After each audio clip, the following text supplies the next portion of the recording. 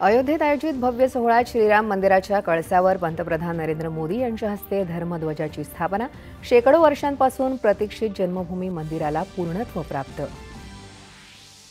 श्रीराम लल्लाच्या मंदिरावर फडकलेला हा धर्मध्वज भारतीय संस्कृतीच्या पुनरुत्थानाचा ध्वज आहे, असं सांगत पंतप्रधान नरेंद्र मोदी यांनी रामराज्याचा संकल्प केला अधोरेखित। 2047 पर्यंत भारताला विकसित करण्यासह समाजाला सक्षम बनवायचं असेल तर आपल्याला स्वतःमधील राम जागृत केला पाहिजे। पंतप्रधान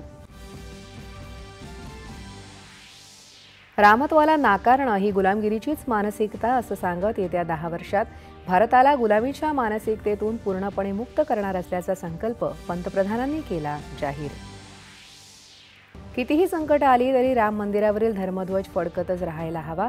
जगाच्या शांती, प्रगती आणि भारतवर्षाच्या निर्मितीसाठी पुढे येण्याचं सरसंघचालकांचं आवाहन। पंतप्रधानांचा आज कुरुक्षेत्र दौरा। भगवान श्रीकृष्णाच्या शंखाच्या सन्मानार्थ निर्मित पांचजन्याचं उद्घाटन। 350व्या शहीदी दिवस सोहळ्यात होणार सहभागी। स्थानिक स्वराज्य संस्था निवडणुकीत 50% अधिक आरक्षण प्रकरणी सर्वोच्च न्यायालयात पुढील सुनावणी येत्या शुक्रवारी। 50% आरक्षणाची मर्यादा ओलांडू नका, न्यायालयाचा पुनरुच्चार। नव्या कामगार संहितांच्या अंमलबजावणीमुळे अर्थव्यवस्थेला लक्षणीयरित्या चालना मिळेल आणि देशातील बेरोजगारीचा दर कमी होईल। स्टेट बँकेच्या अहवालात विश्वास व्यक्त।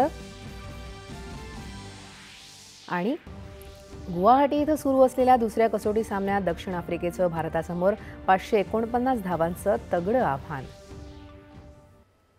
नमस्कार, 4:30च्या बातमीपत्रात मी श्वेता सोपारकर आपल्या